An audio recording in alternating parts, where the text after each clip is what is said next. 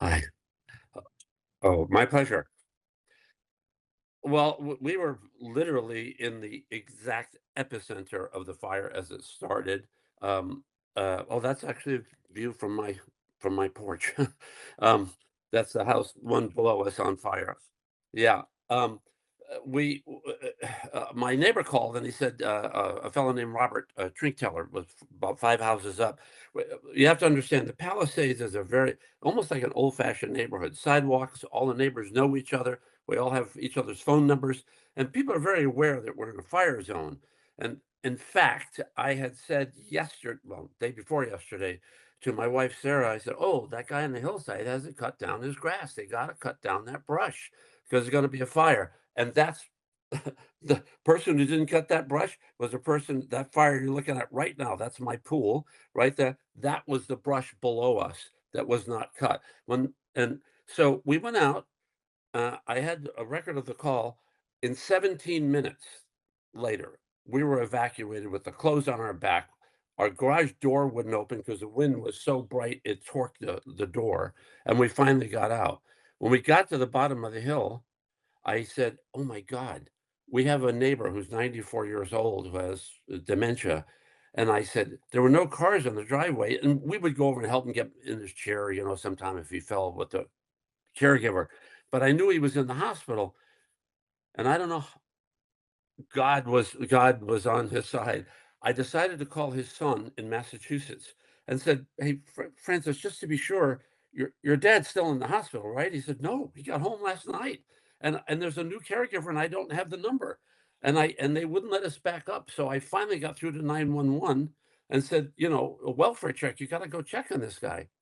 Well, there was a miscommunication, and I call my neighbor who hadn't evacuated yet. He was on his roof fighting his fire. He'd been on my roof. He'd hosed my roof down. I said, "Go in and check on him." He went. He said, "The door's open. There's nobody here." He went in and yelled. He said, "No, nobody here." I said, "Look, just go behind the pantry. There's a little room. We can see him during the day. He likes to sit there because there's a garden." He went in and found him. He'd been left alone. Okay. And it turned out the fire department made the new caregiver leave. And, she just does what she was told. They said, "We're coming back for him." Well, they hadn't come back for him. I'm hoping that they would have.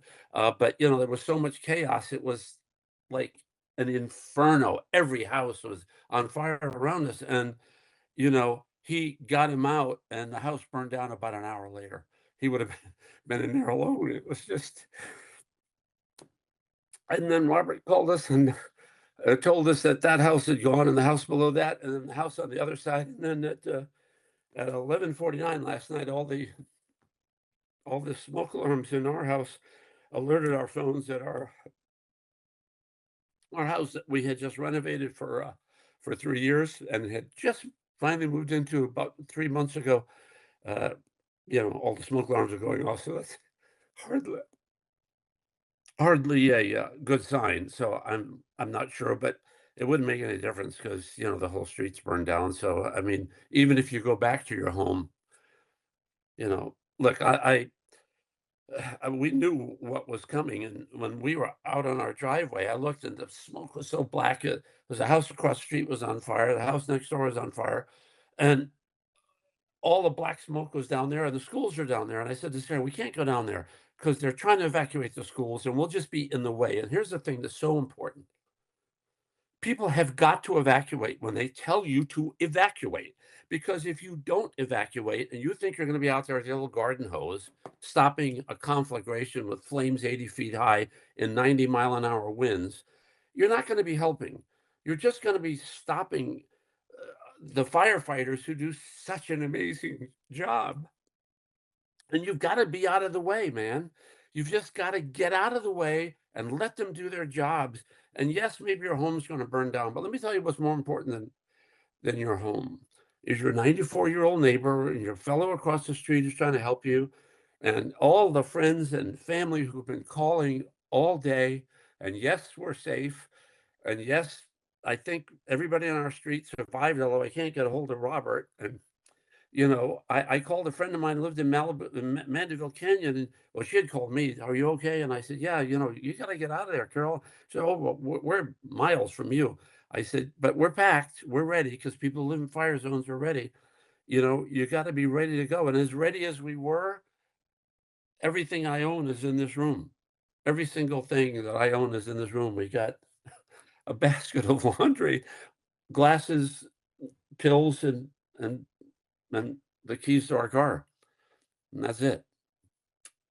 So,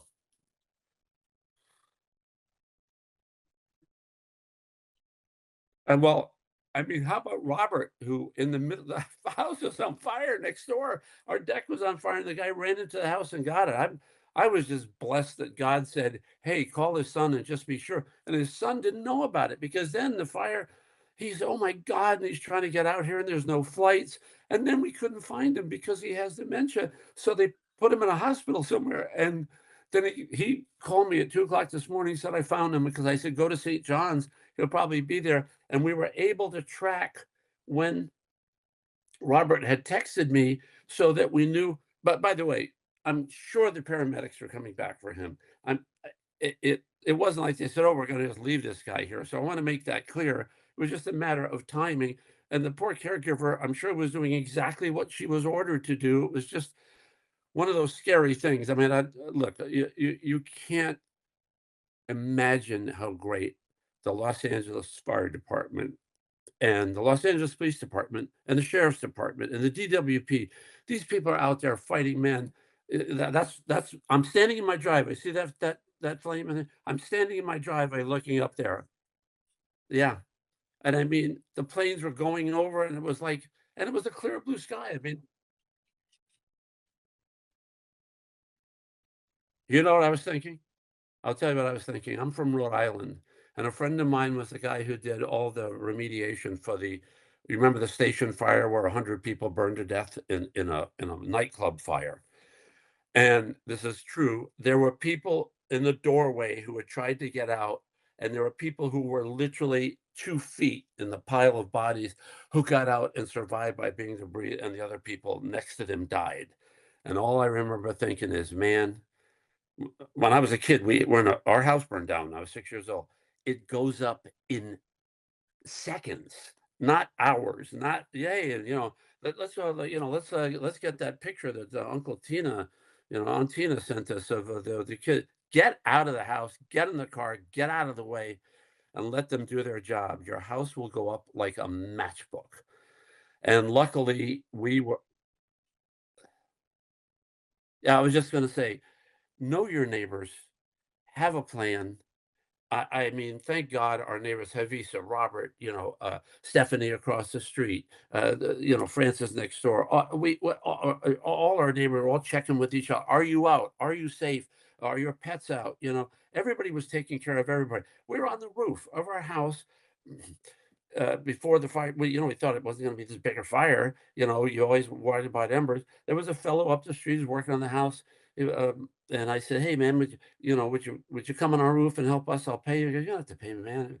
He was one of the workers, and he did it, and I insisted, take something. And no, no, it's just wanted to help, man. It's just people, people helping people. But I mean, our beautiful little house, it's like we've been in a hotel all through COVID. This lovely hotel, people are so great. Take care of us yesterday, and we were fixing our house, and we finally had it done, and we were swimming every day, and my blood pressure was going down, and our if you ever saw the views from that house before this fire, they were just, it was.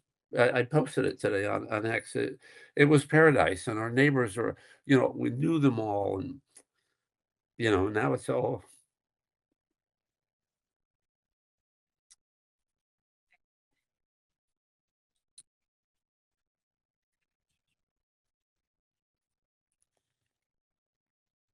I could think.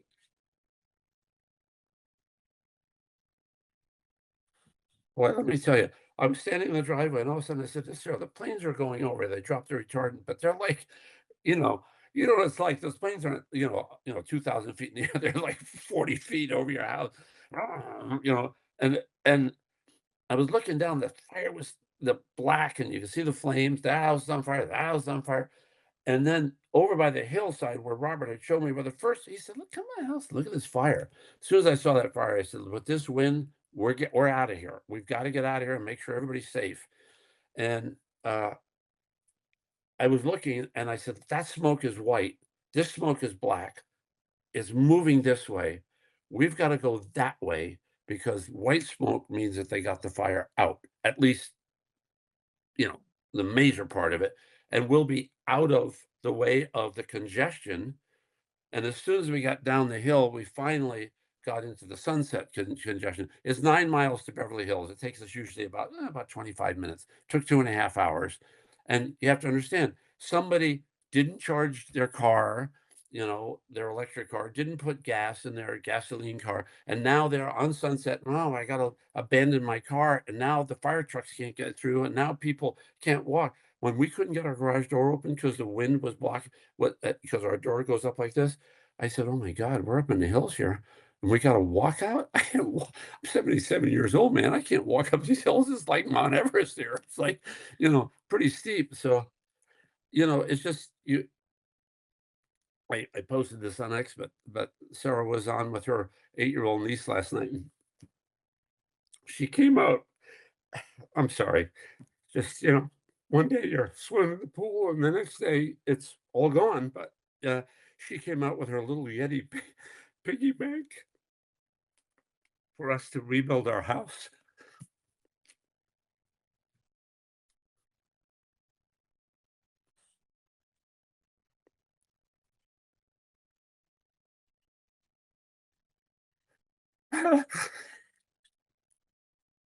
I'm sorry, I'm usually I thought I thought I would be stronger than this. I thought I'd be stronger than this, but,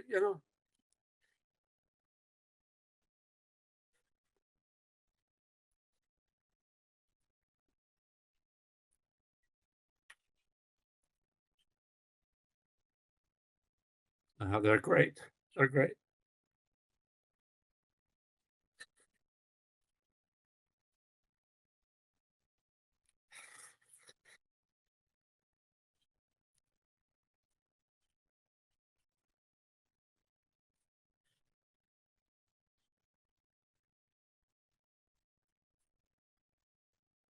Oh, he's okay. He's okay. They found him. He's in the hospital. He's great. I just worry if anybody knows where Robert Trinkteller is, call me, let me know. All right. Thank you so much. Thanks for watching. Stick around by subscribing today and don't miss a single video.